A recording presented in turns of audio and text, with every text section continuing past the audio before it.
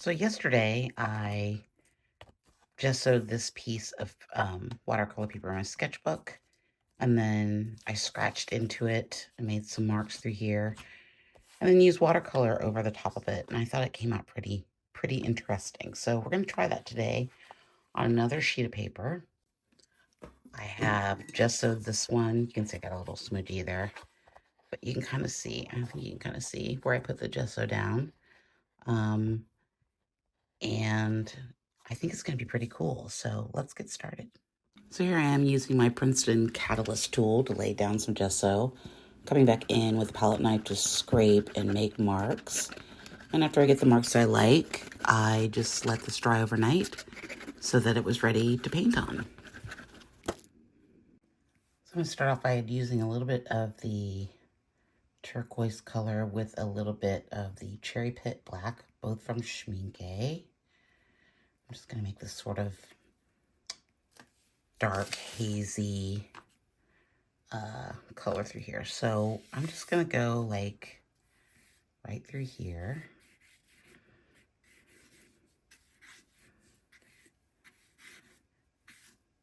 Let's see what we get there. I might need a little bit more. Okay, so I got way too much on there, so I'm just kind of mixing it here. This is just a palette that I took off one of my other palettes because I didn't like it just hanging out, but it's kind of nice to just have laying around as an extra, because sometimes you get too many colors in your little round ceramic palette, and that's no fun. So let's just get some of this going here. Oh, I really like that color. Does it need, might need just a little bit of the turquoise through there. If I can get any on my brush. Just thinking a little pop of color through there.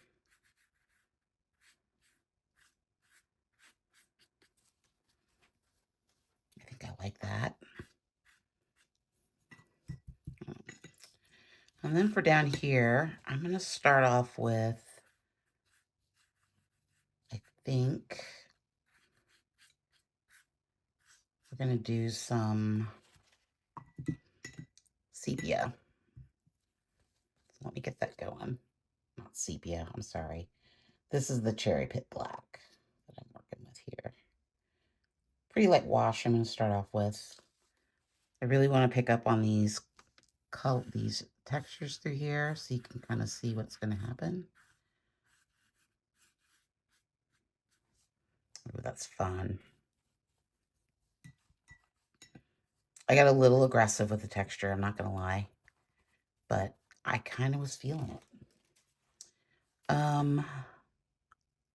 Let's see what else. I think I want to add in, I've got this haze brown color from Schmincke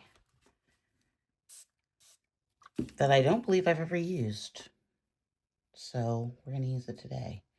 It looks very similar to the Cherry Pit. So we're going to see how that works. Oh, it's a little different.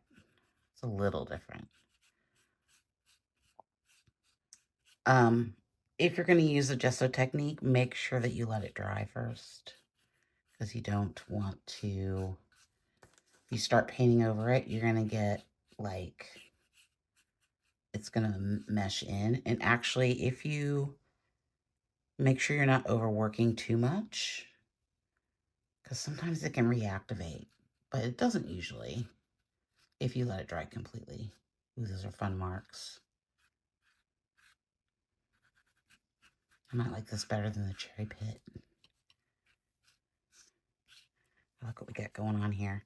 And you can kind of almost see the difference between where we have gesso, up here and where we don't down here. Like it changed the color a little bit, just a little. I'm gonna get my smaller brush out here and add just a little bit more of this color because it is a granulating color. So we're gonna plop some of that down to see what it does. It might not do anything, I don't know.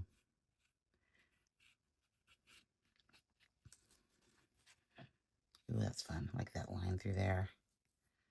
What if we did like, I don't like that. Maybe add a bit of the desert orange in here as well.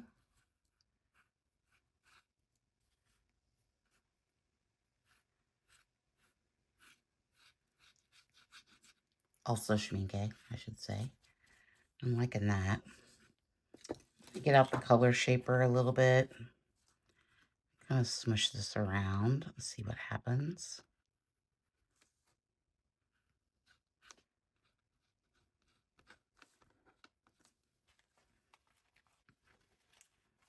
I like what's going on here. Probably gonna have to let this dry thoroughly before we continue on. Once we get, oh, one line through there, that's fun. Once we get settled, and you can see it's kind of starting to granulate down here. We might need just a little bit more. I'm just gonna plop in a little bit more. Y'all know I love a granulating color. I really do. Let's put a little bit more right here.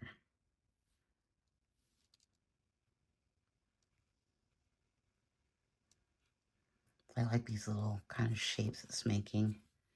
And I'm actually going to add a little bit of this sepia, or sorry, cherry pit. Why do I keep calling it sepia? Cherry pit. Does that need a, I might need a cardboard swipe maybe. What happens if we do that?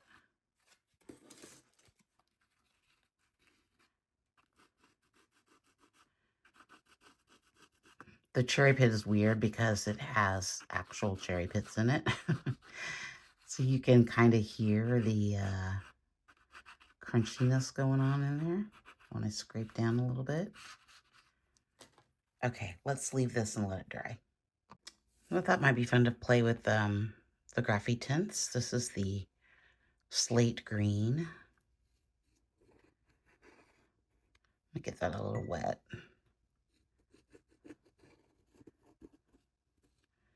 Ooh, I don't know. It's not bad. I'm not going to use a lot of it though. It's not a green that I really like. Now that I'm looking at it, it's a little too blue green. Let's come in with this purple a little bit here, and this is the dark indigo. Is that what I've been using? That's not what I've been using. That was the wrong pencil. I'm glad I looked. Aubergine. Let's see how this works over this. It's really kind of nice picking up some of these textures going on here. It's working really well, actually. Oh, God, I hate that green. Why did I? Normally, I test things out over here on the side of my table. I did not do that, and that was a big mistake. Oh, well. Onward and upward. I don't like that sort of viridian green color. Let's see if I can dab some of it away, because it's literally all I can see right now. Oh, look at that. It comes right off. Okay, we'll just get rid of it. Most of it. Okay, already much happier. Let's continue on with the aubergine color, which is much better. I know you guys are like, Trina, you don't like purple. I have been a little obsessed with this color lately, and I don't know why. Let's try a little bit of this cocoa color from Graphitint. I think that's going to be a nice, it's going to add some of that orange color up through here. I know it's supposed to be brown, but it's not brown. It's sort of chestnutty color. Although we do have a chestnut, but it's way too bright. Like it's, oh, what's this one? This is the chestnut. And you can see that it's more orangey. The differences are really subtle. But I kind of like how you see these marks you're picking up here. It's almost like what we normally do with our deli paper marks. But it's a little different because it's already underneath. I'm already thinking about, I think for the next one that we do, maybe if we use some of our lino cut stamps and stamp into the paper, that might be kind of fun. Let's get out our black. This is the Midnight Black from Graphitint. It's not terribly black, but it's going to knock a little bit of this purple and stuff down a little bit. Okay, I think I'm going to take a little bit of this away. So I'm not really liking how bright that purple was. And that's the wonderful part about using water-soluble things. You can just take things away when you don't like it. Or go over top of it. I'm getting a little too fussy in my marks, so we're gonna take it up a notch here. Be a little bit more intuitive with it. Okay. I'm gonna add in a little bit of the Schmincke Desert Green.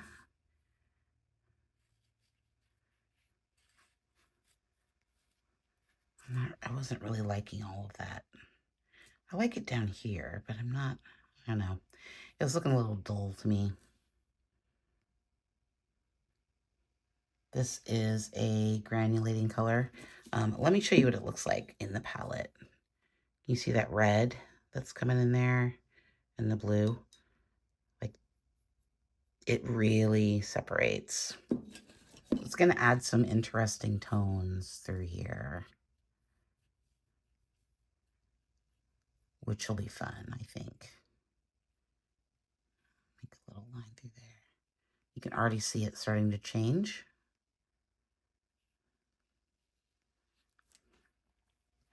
And it will continue to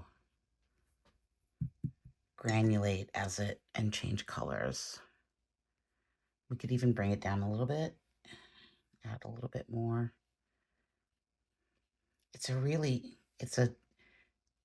I love this color, but it can be so challenging to use because it's almost like you don't know what you're going to get.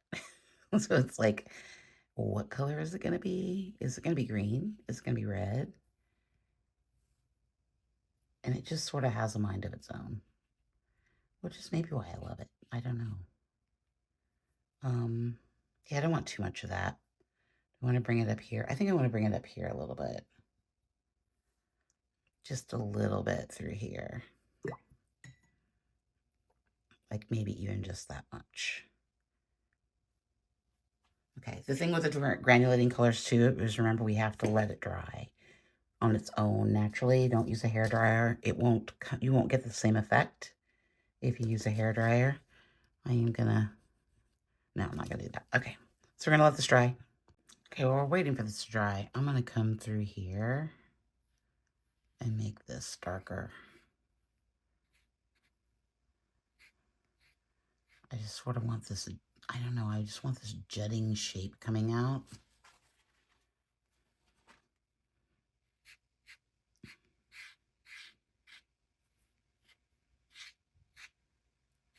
Maybe I want it to come down a little bit more at an angle. Yeah, I like that better.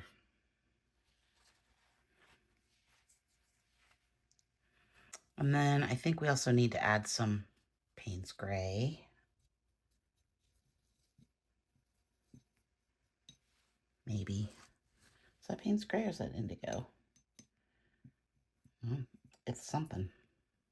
Might be a little bit of both. Or do I want to do that? I don't know. I'm going to put it right through here.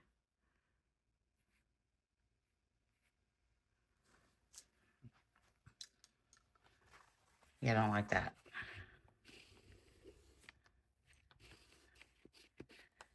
Like that doesn't, it didn't work for me. And now it's that color. No.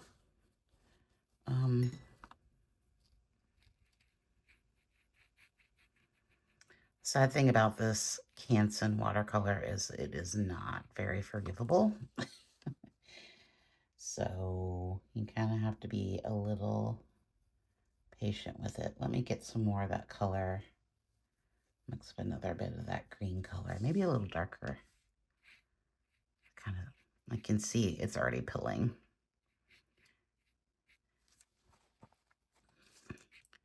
But that's okay. We can work with that, I guess.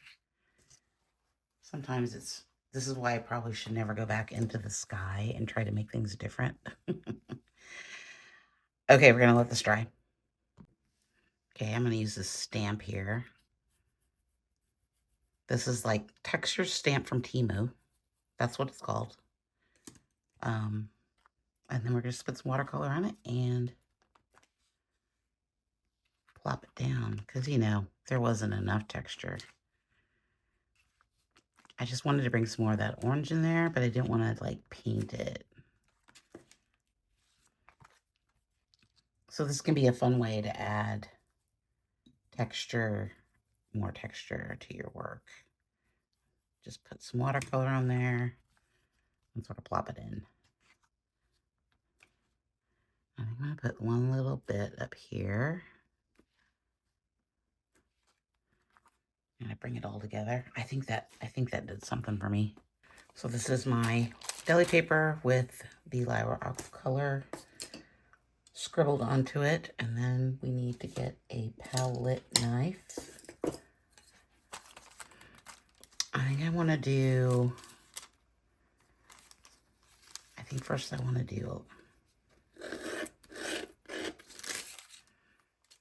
and I like that. I like how that's crunchy right through there. Can art be crunchy? Maybe.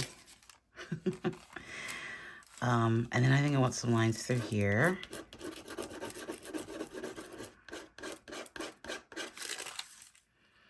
Okay, it doesn't really work very well over the gesso. Let's try a bolder tool. There we go. It should work over the gesso just fine, because gesso is just ground.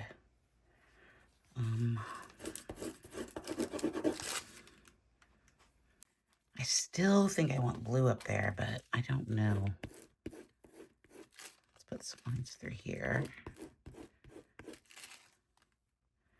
Sort of like these horizontal lines lately.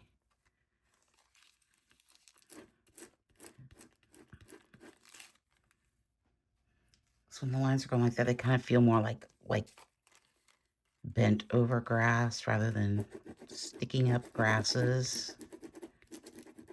And these shapes are really fun. I think we're definitely going to need some black. Let's continue on with this a little bit.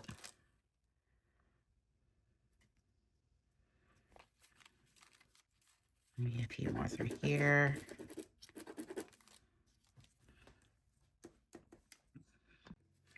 So let's go back to where it all started.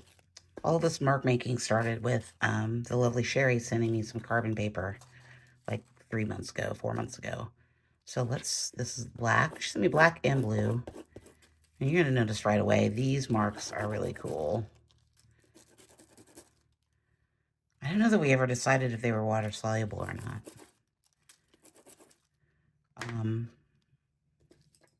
But this is how this whole mark making thing got started for me. As far as this transfer technique, it all started with the carbon paper. So this is fun. You can also use this like with a side scrapey kind of thing. And get those kind of marks. Which is sort of fun. Oh, maybe we need some up here.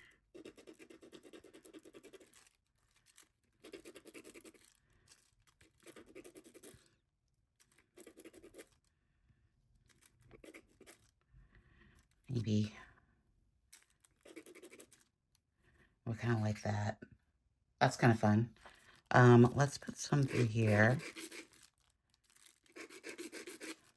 The carbon paper is nice because it's pretty easy to use and it's readily available. It's super cheap. Like you can get carbon paper for nothing on Amazon. And in a lot of different colors, not just black and blue. And then also coming through here. Maybe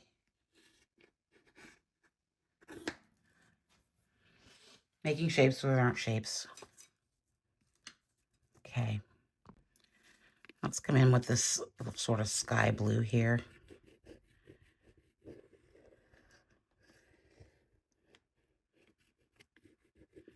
I feel like it just needed some different blue, you know? Not really thick in there.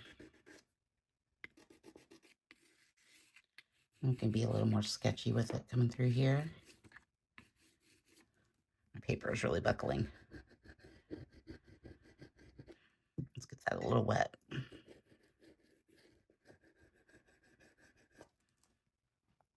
Oh, I like that. It just needed some vibrance, something. It's looking very bland to me. I think it's also going to need some peach. I'm going to add some peach in here. This is is this apricot? This is apricot.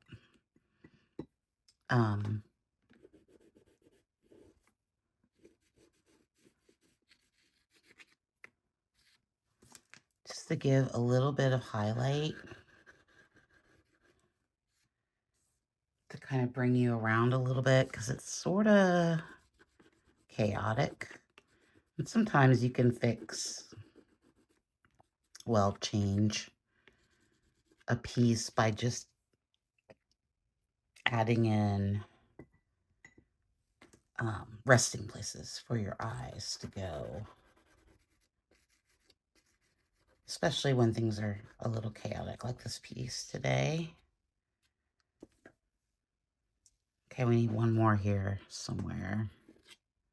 Just a few marks through here, I think, and that should be good. I like how it's picking up that texture. Okay, I think that works. I think that works for me. Okay, so here it is with the matte.